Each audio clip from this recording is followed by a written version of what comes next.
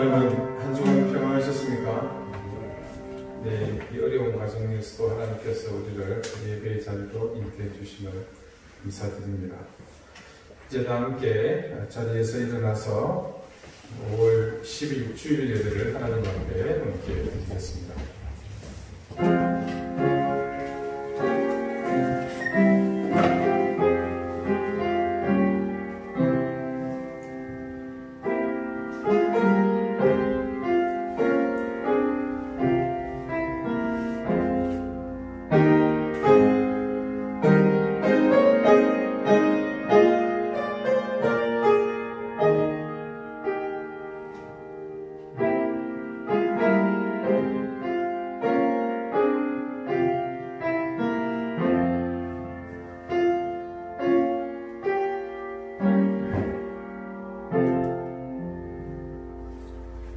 여호와를 경외하며 그의 길을 걷는 자마다 복이 있도다. 내 집 안방에 있는 내 아내는 결실한 포도나무 같으며 내 식탁에 둘러앉은 자식들은 어린 감람나무 같으리로다. 여호와를 경외하는 자는 이같이 복을 얻으리로다. 아멘. 인자와 긍휼로 우리 인생을 다스리시는 하나님, 푸르름을 더해가는 실록의 모습 속에 우리를 향한 하나님의 인자하심과 사랑하심의 풍성함을 깨닫습니다. 하늘이 푸르고 바람이 싱그러움은 생명을 더하시려는 하나님의 또한 깊은 은혜의 손길임을 믿습니다. 심령이 메마르고 삶이 인색한 우리로 하나님의 이 깊은 사랑, 인자와 긍휼을 덧입게 하사 늘 우리를 풍성케 하시는 하나님의 인도하심을 맛보게 하옵소서.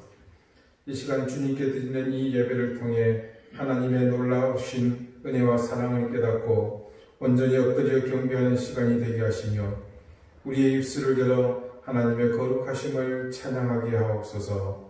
예수 그리스도 이름으로 기원하옵나이다. 아멘. 6장 함께 찬송하겠습니다.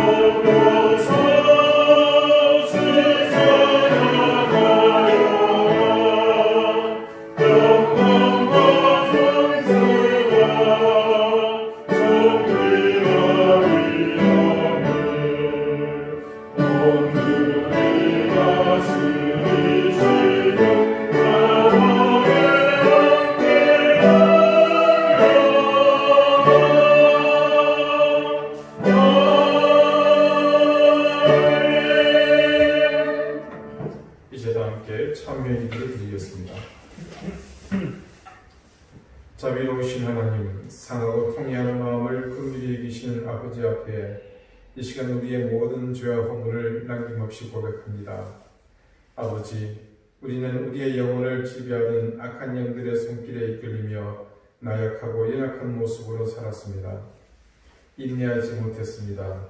쉬이 변질하는 우리의 내면은 언제나 중심을 바로 세우지 못하고 무책임하고 안일한 삶만을 추구하며 살았습니다. 손해보고 희생하는 것을 싫어하며 어려운 사람을 향한 긍휼의 손길도 조금의 자비도 베풀지 못하는 삶을 살았습니다.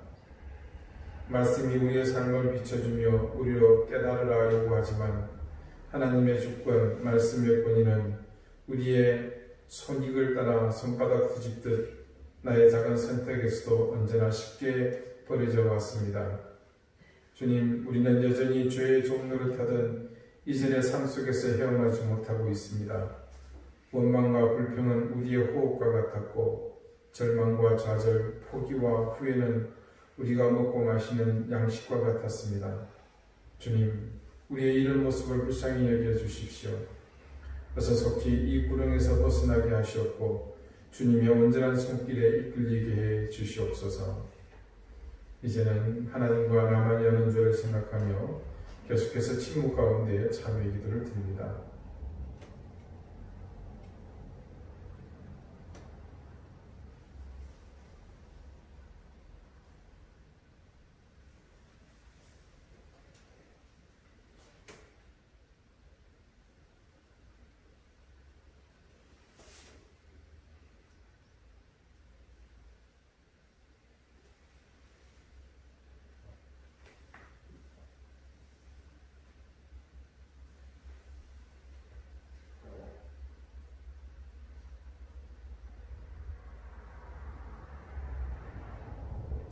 하나님께서는 자신의 부끄러운 죄를 솔직하게 고백하는 사람들에게 말씀하십니다.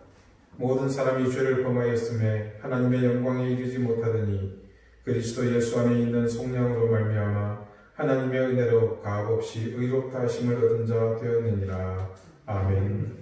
이제는 사도신경으로 우리의 신앙을 고백하오니 나는 전능하신 아버지 하나님 천지의 창조주를 믿습니다. 나는 그의 유일하신 아들 우리 주 예수 그리스도를 믿습니다.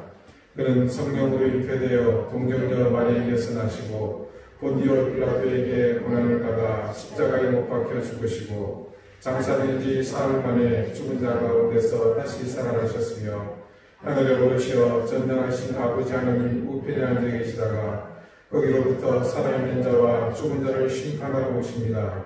나는 성령을 믿으며 거룩한 공교회와 성도의 교제와 죄를 용서받는 것과 몸의 부활과 영생을 믿습니다. 아멘. 자리에 앉으시기 바랍니다. 이제 다 함께 성시를 교독하겠습니다. 성시는 교독문 81번 에베소서 4장입니다.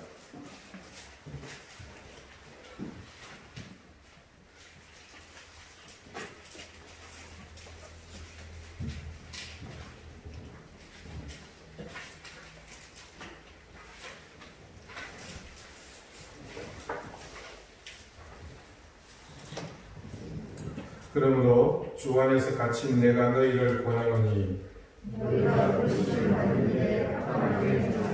모든 겸손과 온유로 하고 오래 참음으로 사랑 가운데서 서로 용납하고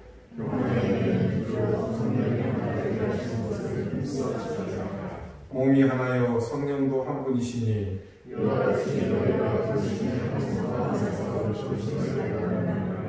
주도 한 분이시요 믿음도 하나요 세례도 하나요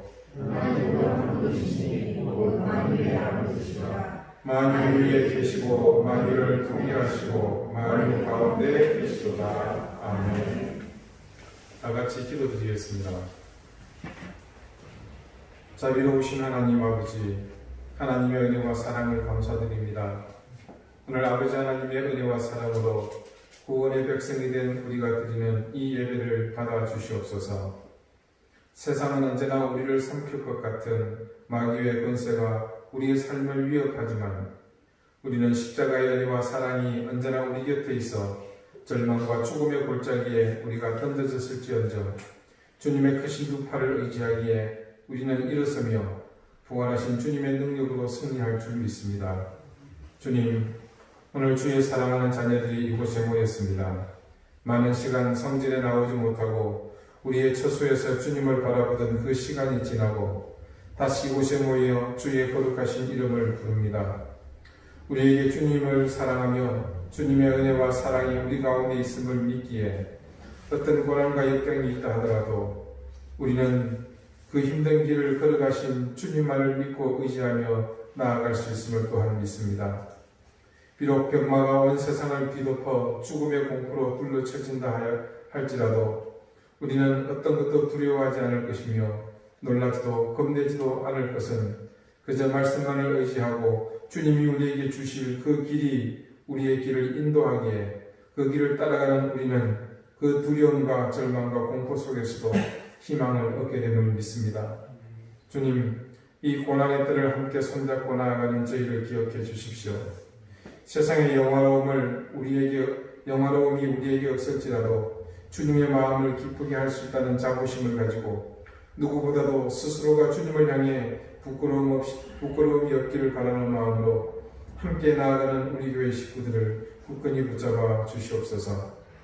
우리의 공고함을 잘 아시고 연약함을 아시는 분이시기에 간절히 구하옵나니 우리 가운데 실족함이 없게 하시고 소망이 더욱 넘쳐나게 하시며 우리를 구속하는 모든 구속에서 자유하고 더 넓고 더 깊고 더 높으신 주님을 바라보게 하셔서 우리 모두 주님의 분량에까지 그 장성함을 이루어가게 해 주십시오.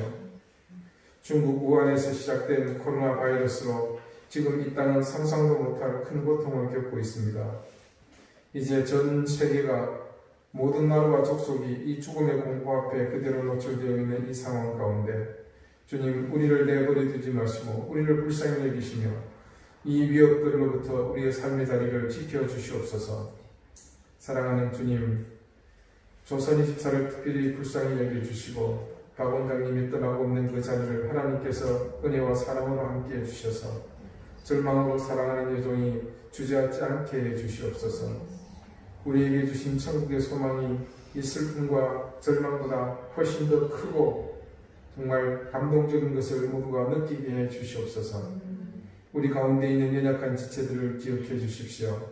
한 사람 한 사람 그들의 연약함을 주님께서 굳건히 하시사 하나님, 그들이 하나님의 자녀라는 사실을 잊지 않고 이 연약함에 절대 굴복하지 않게 하시며 병만을 극복하고 이기며 영육이 더욱더 강건할 수 있도록 주님 도와주시기를 기도합니다.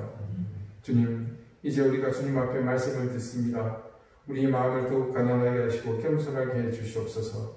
그리하여 살아계신 하나님의 말씀을 우리 가슴에 온전히 새기게 하시며 이 말씀으로 이 한 주가 하나님의 은혜 가운데 붙들리는 그런 시간들이 되게 해 주시옵소서. 주님, 사랑하는 우리 지체들을 기억해 주시옵소서. 무지와 불신앙에 하나님 헤매이지 않게 하여 주시옵고 미혹되지 않게 하시며 하나님 옳고 그름을 분별하며 하나님을 향해서 온전히 나아가는 귀한 주체들 되도록 하나님께서 한 영혼들을 붙잡아 주시옵소서. 주님, 이제 이 예배를 마치는 그 순간까지 하나님의 거룩하신 영이 우리를 붙들고 그 귀한 은혜를 우리에게 주실 것을 믿사오니 주여 이 예배 가운데 역사해 주옵소서. 예수 그리스도 이름으로 감사하며 기도드리옵나이다. 아멘.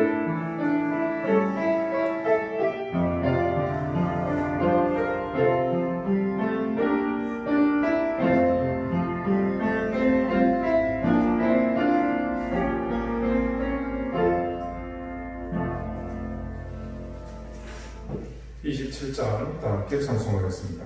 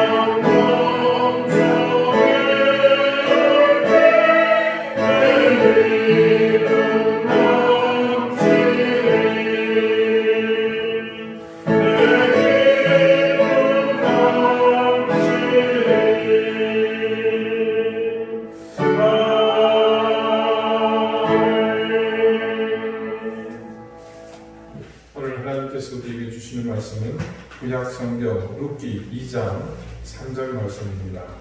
구약 402페이지입니다.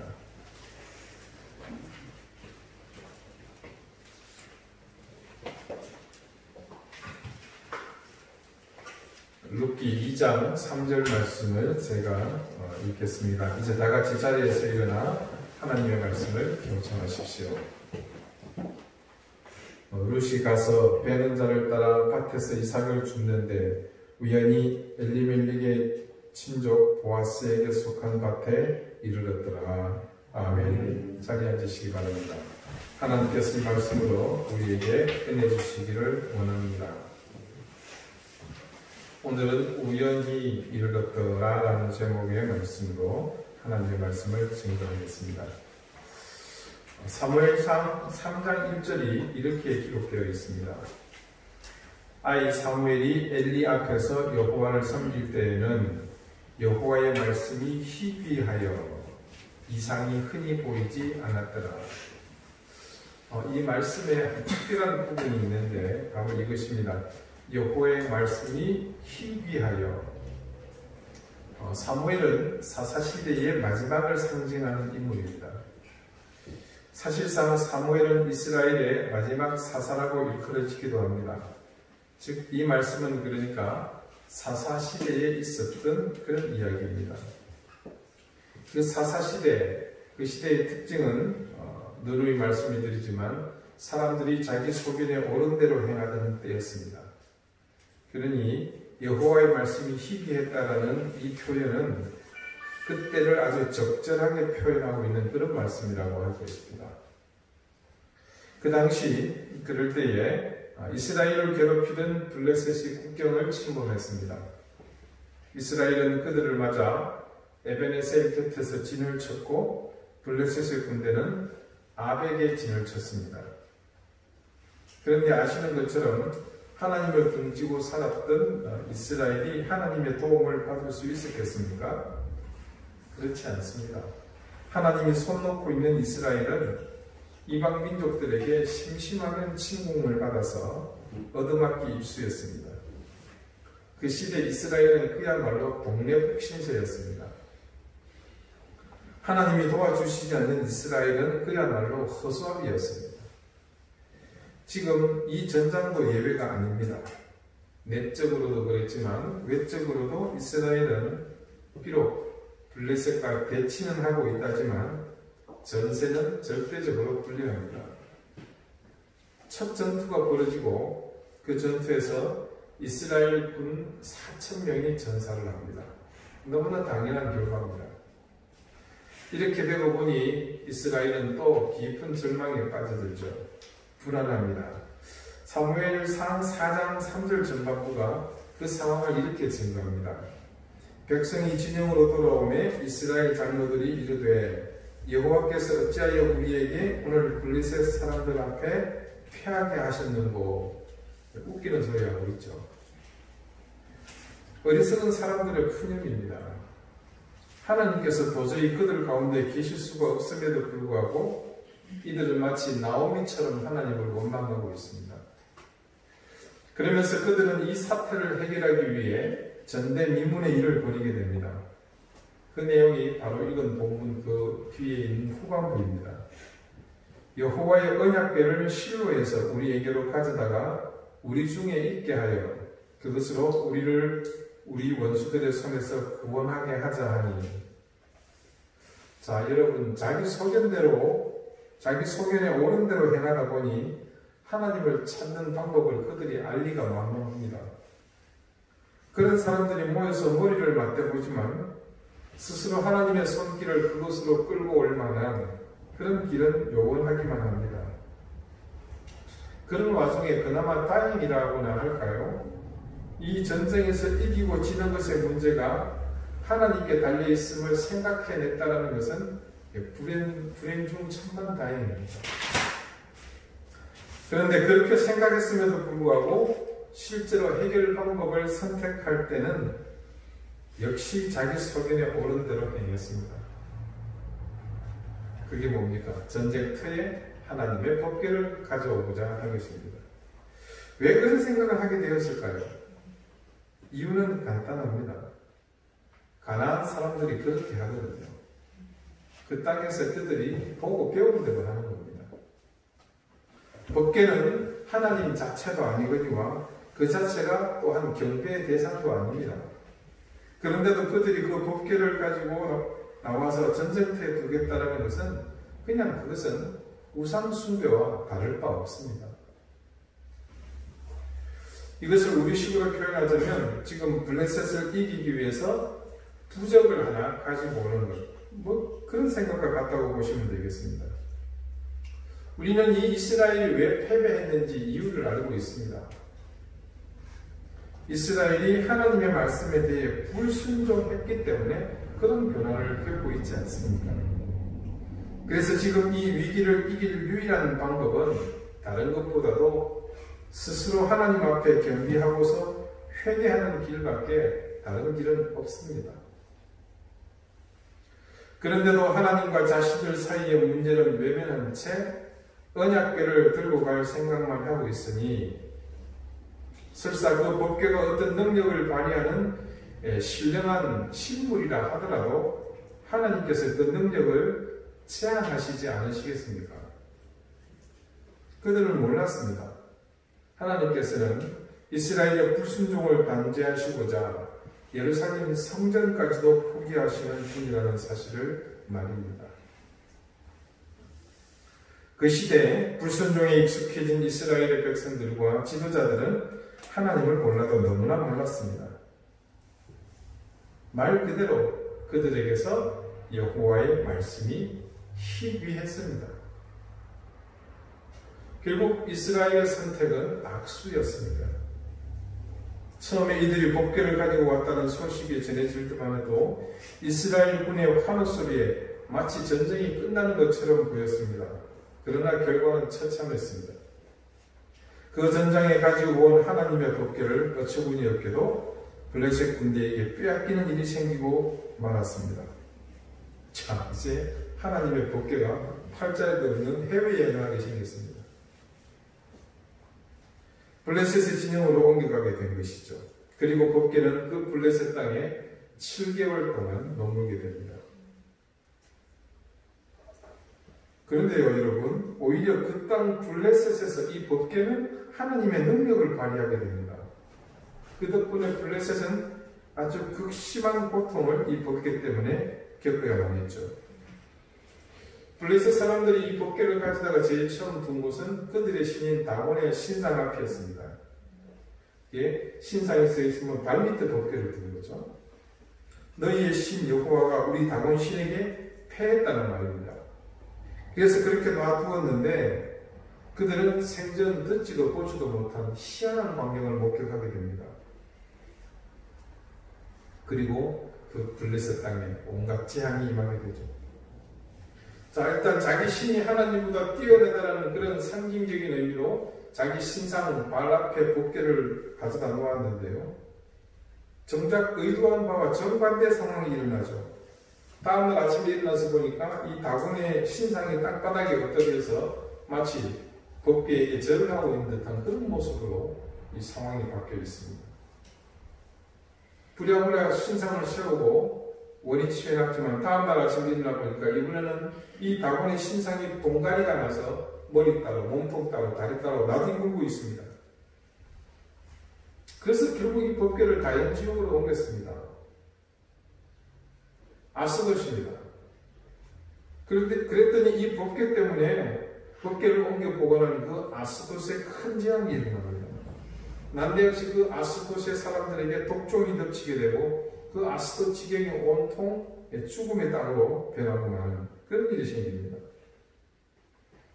계속해서 재앙이 멈추지 않자 블레셋의 제사장들은 그제야 이스라엘에서 주워온 저 법궤 때문에 여호와 하나님의 손이 자신들을 친다는 생각들을 하게 됩니다.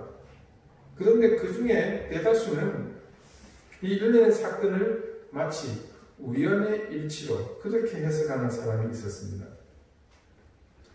그래서 그것이 우연인지 아닌지 시험해보고자 대책을 강구하는데 이 법궤를 이스라엘로 돌려보내기로 한 것이죠.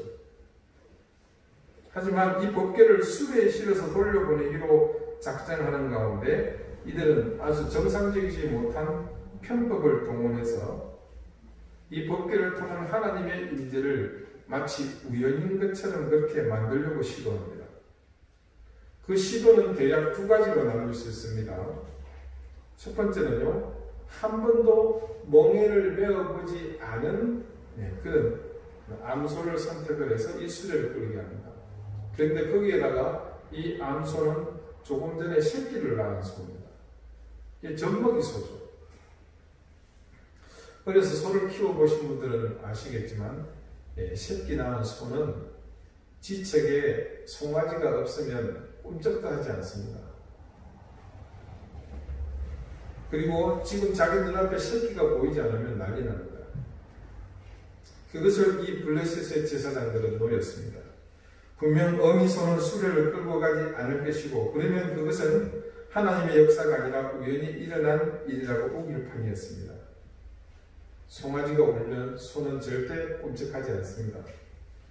그리고 또 하나는 이 수레를 끌고 가는 소가 가야 하는 길이 오르막길입니다. 힘든 오르막길을 수레를 끌면서 소가 자발적으로 움직여서 올라갈 길은 없습니다. 아주 의도적입니다. 누가 봐도 불공정한 그런 조건이죠. 사무엘상 6장 9절이 그 상황을 이렇게 증거합니다. 보고 있다가 만일 괴가 그 본 지역 길로 올라가서 베스메스로 가면 이 큰 재앙은 그가 우리에게 내린 것이요 그렇지 아니하면 우리를 친 것이 그의 손이 아니요 우연히 당한 것인 줄 알리라 하니라. 웃기죠? 그런데 말입니다. 이 소가 수레를 끌고 갑니다. 송아지가 빽빽 오르대는데 뒤도 안 돌아보고 갑니다. 베스메스로 그 오르막길을 뒤에서는 송아지가 엄마 찾아 음매, 아빠 찾아 음매 그렇게 우는데도 직행해서 이스라엘 땅으로 들어가죠. 그들이 설정한 그 모든 상황을 다 허사로 만들어버립니다. 그제야 블레셋 방백들은 부인할 수 없이 이 모든 사건이 우연이 아니라 여호와 하나님의 주관하심이라는 사실을 받아들입니다. 바로 그 말씀을 증거하고 있는 사무엘상 6장 9절 후반부에 우연히 당한 것인 줄 알리라 하니라. 여기서 우리말 우연히로 번역된 히브리어는 미크레입니다. 근데 이 미크레는 우연을 의미하는 히브리어 카라에서 파생한 말입니다. 자, 근데 이 카라라는 말이 오늘 이 본문에 등장합니다.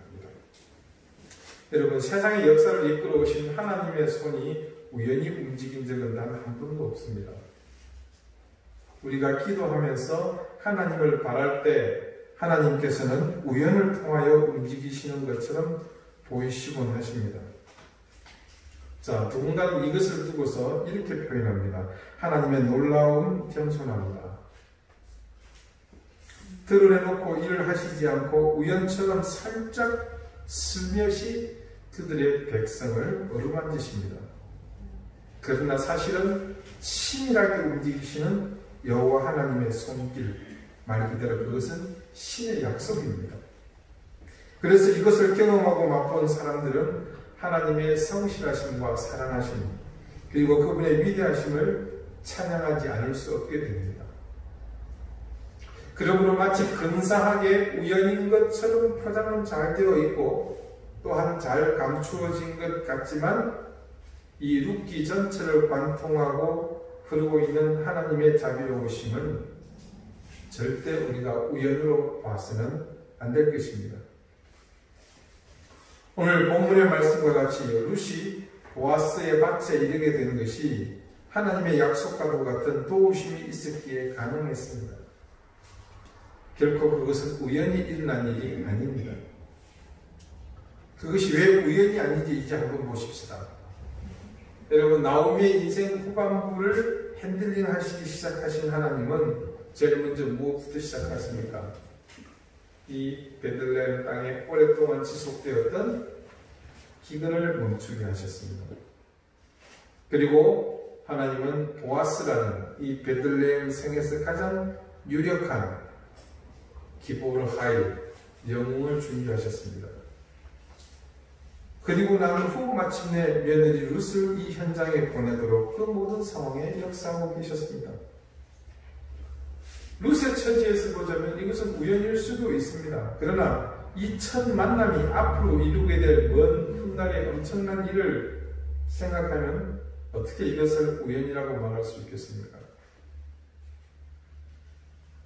사무엘상 6장의 블레셋의 제사장들이 바랐던 우연과 오늘 룻이 자신의 걸음으로 당도하게 된 보아스의 보리밭에 이르게 된 이유인 이 우연은 그 의미를 같이 하는 단어입니다. 조금 전에 뭐라고 말씀드렸죠? 카라라는 말입니다. 그러면 지금 룻이 하나님의 인도하심을 받은 이 상황을 카라라고 본다면 전혀 상황이 다른 블레셋의 제사장들이 하나님을 시험하면서 그러기를 바랐던 그 우연과 같은 의미의 단어를 선택한 이유가 무엇인지 저의 의문이 생깁니다. 굳이 그럴 이유가 없거든요. 이 두 가지는 서로 지향하는 방향이 너무나 다릅니다. 그런데 왜 이 룻기의 기자는 절대로 우연일 수 없는 이 사건을 두고서 우연이라고 기록했을까요? 오래전에 세상을 떠났습니다만 에이든 토즈 목사님이 계십니다. 토즈라는 목사님이 계십니다. 그분이 저술하신 하나님의 길에 우연은 없다라는 책이 있습니다. 정말 우연히 제가 이 책을 구입을 했는데요. 이 말씀을 준비하면서 문득 이 책이 떠올랐습니다. 그래서 그 책을 펴보니까 토즈 목사님은 그 책의 첫 장에 이렇게 말씀을 하십니다. 하나님의 자녀에게는 우연이라는 것이 없다. 그는 정해진 길을 간다. 그 길은 그가 존재하기 전에 그의 존재가 오직 하나님의 마음속에만 있었을 때에 이미 그를 위해 정해졌다. 어떤 사고가 갑자기 그를 덮치고 불행이 살금살금 그의 길로 다가오는 것처럼 보일 수도 있지만 그건 겉으로만 그렇게 보일 뿐이다. 이런 것들이 불운이라고 느껴지는 이유는 우리가 하나님의 숨겨진 섭리의 은밀한 각본을 읽을 수 없고 그분의 최종 목적을 알 수 없기 때문이다. 참된 믿음이 찾아오면 우연과 불운은 영원히 사라진다. 우연과 불운은 성령으로 난 사람들을 좌지우지할 수 있는 권한을 가지지 못한다. 그들이 새 창조의 아들이며 지극히 높으신 하나님의 특별한 보살핌을 받는 대상이기 때문이다. 자, 토즈 목사님의 이야기는 간단합니다. 우리가 하나님의 자녀로 사는 한 결코 우리 인생에서 우연은 없다는 것입니다. 왜요?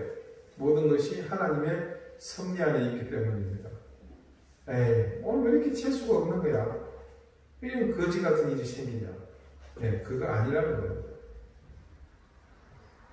나오미가 남편과 두 아들을 잃고 빈털들이 개택되었습니다. 그리고 남자들이 없을 만한 때를 일부러 골라서 어렵게 베들레헴으로 돌아와야 하는 그런 사나운 팔자가 결코 우연히 재수가 없어서 그렇게 된 것이 아니라는 말입니다. 그에 비하면 하나님을 알지 못하는 세상 사람들은 모든 것이 우연이고 불행의 연속이라고 할 것입니다. 왜냐하면요, 그들이 볼 수 있는 통로가 자신들이 사는 이 세상이라는 그 굴레에 국한되어서 그 속에서만 그들은 볼 수 있기 때문입니다. 그래서 토즈 목사님은 다시 이렇게 덧붙여 말하고 있습니다. 여기 이 땅에 머무는 동안에는 그들 역시 자연의 법칙에 굴복해야 하기에 질병이나 노화나 죽음을 피할 수는 없다. 여기서 그들이 누굽니까? 우리입니다.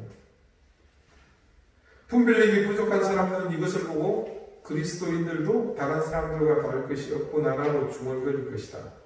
그러나 세상 사람들이 기독교에 대해 내리는 다른 모든 판단과 마찬가지로 이 문제에 있어서도 세상은 겉모습을 보고 속는 것이다. 이 믿음의 사람들이 그리스도와 함께 하나님 안에 감추어져 있다는 것을 보지 못하기 때문이다. 자, 토즈 목사님의 정의와 같이 세상에 믿지 않는 사람들에게는 여기 이 땅에 머무는 동안에는 그들 역시 자연의 법칙에 굴복해야 하기 때문에 질병이나 노화나 죽음을 피할 수는 없기 때문에요. 그저 모든 것이 우연이고 재수가 없어서 그럴 뿐이라고 생각할 뿐입니다. 하나님의 인도하심과 예비하심에서 전혀 관계없이 사는 그들에게 그것은 당연한 일입니다. 그래서 똑같이 우연이라고 적고 있지만 루키의 기사는 훗날 누군가 이 기록을 보면서 문자로 또박또박 우연이라고 적혀있는 이 내용 속에서 하나님의 역사를 보기를 원했던 것이죠. 하나님의 자녀로 살지 못하는 인생은 자신의 눈앞에 나타난 불행을 인정하기 싫고 또 내 판단과 내 의지로 그것을 어떻게든 극복해야 했기에 하나님의 역사를 부정하려는 시도를 할 수밖에 없었습니다. 그래서 절대로 그들의 상식으로는 수레를 끌 수 없는 젖먹이 암소를 데려다가 수레를 끌게 했고, 그리고 가만 놔두면 힘들어서 올라가지 못할 오르막길을 택해서 암소를 가게 함으로 하나님을 시험할 수밖에 없었습니다. 여러분은 하나님이 우연으로 가장하여 우리를 이끄시는 그 힘을 믿으십니까? 저는 이 말씀을 준비하면서 이제까지 나오미와 함께 그 불행의 상황을 모두 겪고서 어머니의 곁에서 아무런 말 없이 지키고 서 있는 루시 자신의 삶을 통해 무엇을 말하고 있는지를 놀랍게도 볼 수 있게 되었습니다. 여기 저기 이때나 저때나 기회만 되면 쏟아내는 하나님을 향한 어머니 나오미의 이 불평 속에서 말도 안 되는 이 기가 막힌 운명의 수레바퀴가 과연 어디까지 나를 끌고 갈 것인가, 어디 한번 두고 보자. 처음에는 그저 그런 심사인 줄 알았습니다. 그러나 놀랍게도 그녀는 그런 옥이나 억척이 아니라 그저 순순히 하나님이 이끄시는 우연으로 가장한 그 손길에 따라 순종의 길을 묵묵히 걸어가고 있었을 뿐입니다. 그녀는 이런 엉망진창의 상황이 결코 우연이 아님을 알고 있었던 것입니다. 우리 신앙은요, 단지 내가 원하는 방향으로 한쪽을 향해 무작정 가는 것이 아닙니다. 먼저 그분의 인도하심, 즉 우리를 향하는 하나님의 손 내미심이 먼저입니다. 그 손 내미심은 말씀을 통해서, 우리의 양심을 통해서, 늘 모두의 삶의 현장에서, 그리고 선택하고 결정해야 하는 그 자리에서 나타납니다. 우리는 모두 그런 과정들 속에서 하나님을 향해 우리의 삶으로 혹은 의지나 결단으로 그 손 내미심에 응답하는 것입니다. 그냥 내가 생각해서 판단하고 결정하고 필요하다고 생각하는 것, 맛보아서 달고 맛있는 것을 선택해서 소유하는 것이 아닙니다. 루시아가 그렇게 살았다면 오늘 이 보아스의 밭에 이르지 못했겠지요. 그녀는 하나님의 이 손 내미심을 깨달아 안 제대로 된 하나님을 향한 신앙을 가지고 있었습니다. 그래서 그녀는 매 순간 어머니가 실패하는 것을 바라보면서 무엇이 바른 길인지, 그리고 이 상황을 이끄시는 그 힘의 실체가 무엇인지를 깨달았던 것입니다. 그렇게 그녀는 자신의 기가 막힌 그 인생길을 이끌고 계신 그 힘의 실체가 하나님이시라는 사실을 알았기 때문에 비록 어머니의 곁에 서 있는 손가락질 당할 법한 이방 여인의 신세였지만 그런 것에 개의치 않고 오로지 하나님만을 바라보았던 것이죠. 오늘 말씀은 외형상 그 길을 우연히 이르렀더라 라고 적고 있지만 실제 그 길은 진정으로 하나님을 바라볼 줄 알았던 한 귀한 신앙 있는 여인을 이끄신 하나님의 손길이었습니다. 사랑하는 여러분, 저는 오늘 여러분이 이 말씀을 통해 여러분의 인생 여정에 수없이 나타난 그 우연들이 그냥 우연이 아니라 여러분 인생을 향한 하나님의 이끄심이었다는 사실을 바로 볼 수 있게 되시기를 바랍니다. 그리고 앞으로도 여러분의 인생길을 함께 하시는 하나님께서 수없이 우연으로 가장하여 여러분에게 다가오시는 그 손길을 매 순간 깨닫는 삶을 사시기를 기대합니다. 그러기 위해서 우리는 매 순간 그 우연히 훈련하며 익숙해지도록 노력해야 합니다. 하나님께서 내 인생을 향해 주시는 모든 말씀에 즉각적으로 반응할 수 있는 그런 훈련 말입니다. 그리고 그렇게 말씀에 젖어 사는 우리에게 늘 함께 하시는 성령의 이끄심을 받음으로 내 의지와 내 고집, 내 판단이 아닌 하나님의 뜻을 구별하여 선택하는 그 삶을 훈련하십시다. 여러분이 그렇게 훈련되어 간다면 앞으로 여러분의 인생길은 온통 하나님이 이끄시는 은혜의 우연히 흘러넘치는 기가 막힌 놀라운 인생길이 되실 겁니다. 기도드리시겠습니다. 언제나 우리의 인생길을 이끄시는 하나님은 신뢰하는 자녀들에게 때로 우연을 가장하시는 손길로 다가오시는 분이심을 믿습니다. 때로는 말로 다할 수 없는 고통을 주심으로 인도하심을 또한 믿습니다. 처절한 절망을 맛보게 하심으로 우리 속에 아직 드러내지 못한 추한 모습을 떨쳐버리게 하시고 자신을 신뢰하려 하나님을 맞서려는 우리의 의지를 꺾으시는 분이심을 또한 믿습니다. 그리고 무엇보다도 이 모든 것이 내가 믿는 하나님께서 내 인생에서 주시는 최고의 선물이라는 믿음을 또한 주심을 믿습니다. 이제부터는 우리 모두의 인생길에 절대 우연도 재수도 아닌 하나님의 인도하심만을 믿고 사는 그런 인생이 되게 해 주십시오. 그리고 부단히 우리 인생에게 주시는 모든 말씀에 순종하는 훈련을 하게 하시고 내 고집과 내 의지로만 무장한 신앙이 아니라 하나님의 뜻을 구별하여 선택하는 그런 인생이 되게 하셔서 우리 인생길에 펼쳐지는 놀라운 은혜의 우연들을 매일매일 경험하며 사는 인생이 되게 해 주십시오. 예수 그리스도의 이름으로 기도드리옵나이다. 아멘. 384장 함께 찬양하겠습니다. Oh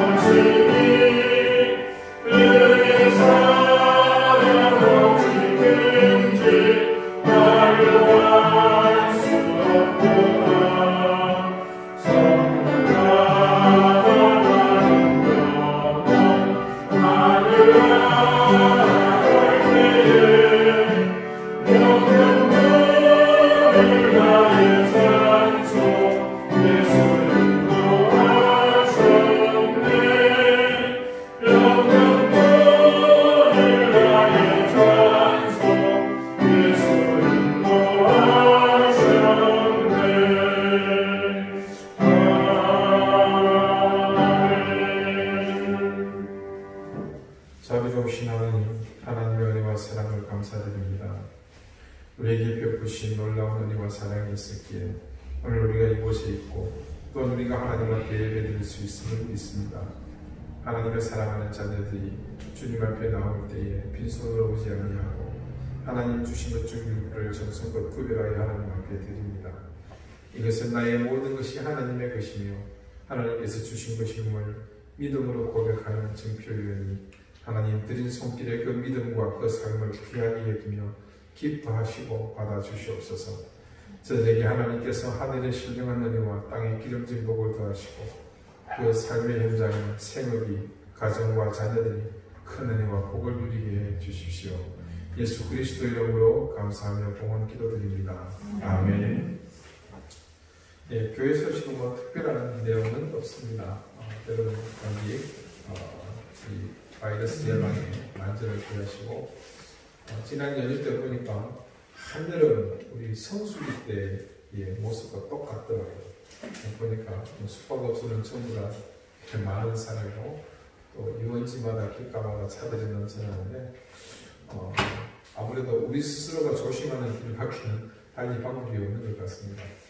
마스크 끼지 않고 다니시는 모습을 보면서 조금 걱정이 되더라고요. 그래서 특히 우리 연로하신 분들, 어린이들 만전히 기하셔서 속히 이 사태가 지나가도록 조심과 함께 기도하는 것 잊지 않았으면 좋겠습니다. 여러분 그리고 조선 집사님께서 많이 좀 기도해 주십시오. 너무 창절관에 당한 일이라 저도 마음이 이게 수습이 안 되는데 당사자의 집사님 모집하시겠습니까? 우리 함께 정말로 조 집사님이 잘 이겨내시고 기도해서 말씀드렸던 것처럼 그 천국의 소망이 오히려 그런 슬픔을 이기는 큰 힘이 되고 그래서 함께 중보로 도와주시기 부탁을 드리겠습니다. 한시적으로 저희가 주중의 모임과 또 새벽 기도라든지 또 식탁 교제가 이어지지 못하는 것 기억하시고 속히 회복되도록 또 함께 기도해 주시기 부탁을 드리겠습니다. 우리 교회 또 몸이 편한 분들을 위해서 계속해서 함께 기도해 주십시오. 다 같이 자리에서 일어나셔서 앞에 계신 분들과 마지막에 인사를 나누시겠습니다. 네, 찬송가 54장 함께 찬송하겠습니다.